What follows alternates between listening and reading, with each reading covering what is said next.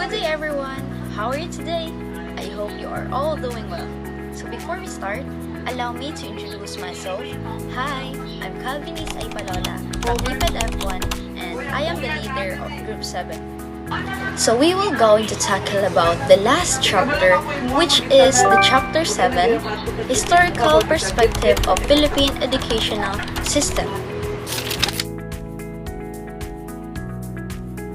Today, join me as we are going to talk about and briefly discuss the lesson 1, which is the historical development of Philippines educational system.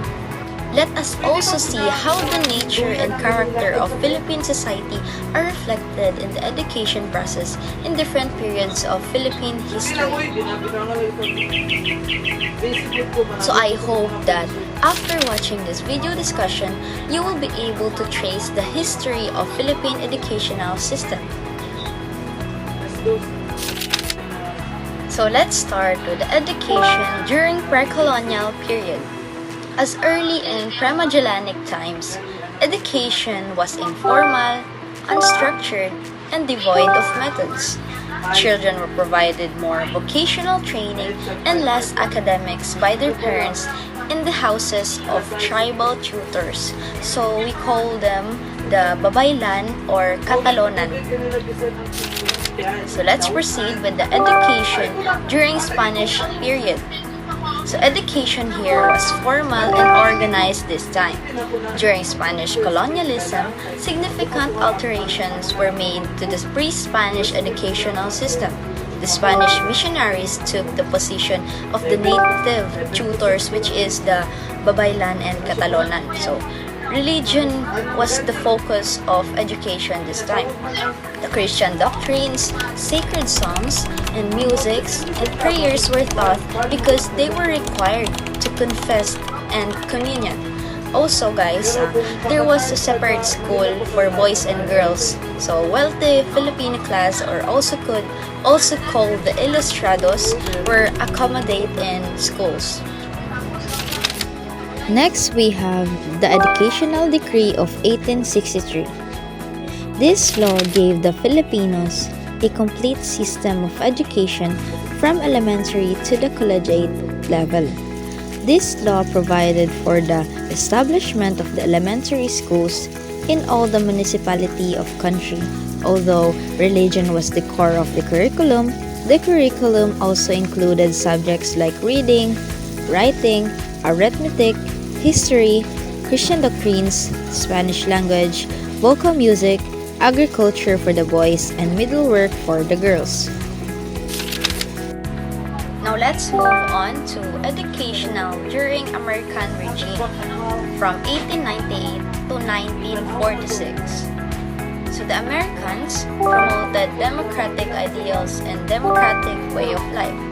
The schools maintained by Spain for more than 3 centuries were closed for the time being but were reopened on August 29, 1898 by the Secretary of Interior. The Burgos Institution in Malolos, the Military Academy of Malolos, and the Literary University of the Philippines were established. A system of free and compulsory elementary education was established by the Malolos Constitution.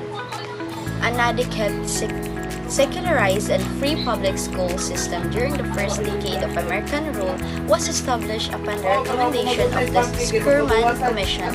Free primary instruction that trained the people from duties of citizenships and advocation was enforced by the Commission per institution of President McNamee. Chaplains and non-commissioned officers were assigned to teach using English as the major of the instruction. And also, a highly centralized public school system was installed in 1901 by the Philippine Commission by virtue of Act No. 74. The implementation of this act created a heavy shortage of teachers, so the Philippine Commission authorized the Secretary of Public Instruction to bring the Philippines of 600 teachers from the USA. So they were called the Thomasites. So for you to know guys, ang Thomasites po is It is a group of American teachers who arrived in the Philippines in 1901 during the American colonial period. So they were led by Captain James Francis Thomas and played a significant role in shaping the country's education system. In continuation of the history of Philippine education system, I am going to discuss 4 topics. First is the Commonwealth period. Second is during the Japanese occupation. Third one is the post-colonial period. And lastly, the Republic Act 9155. The Commonwealth period. In line with the 1935 Constitution, free public education was given across the nation. During the Commonwealth period, vocational and household activities were also given importance. Education were more focused on nationalism, with pupils learning about the lives of Filipino heroes. Learners were also taught about proper manners and discipline. Executive Order Number 134 of 1936 was issued by President Manuel L. Quezon, establishing Tagalog as our national language. Executive Order Number 217, often referred to as the Quezon Code of Ethics, was taught in public schools. Executive Order Number 263 mandated the teaching of Filipino language in all senior year of high schools and during the regular school year in 1940, and on August 7, 1940, the Philippine Assembly passed the Education Act of 1940. Japanese occupation and post-colonial period. Elementary education was nationalized and matriculation fees were eliminated. Education aimed to fully realize democratic principles and a democratic way of life. And during the post-colonial period, every schools are required to have a daily flag ceremony, included the singing of the national anthem, in accordance to the Republic Act 1265, which has enacted on June 11, 1955. Permanent civil service eligibility for teachers was established by Republic Act 1079 on June 15, 1954. All levels of education must contain the life, works, and writings of Jose Rizal, particularly the Nola Natangere and the El Filibus Terismo. And during the post-colonial period, the RA 4670 or the Magna Carta for teachers was established. There are also some other developments in the educational system of the Philippines.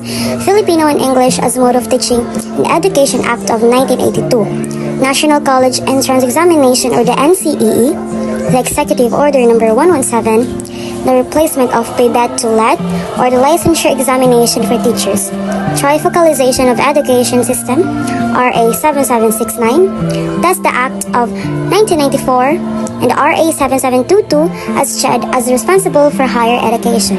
Republic Act 9155.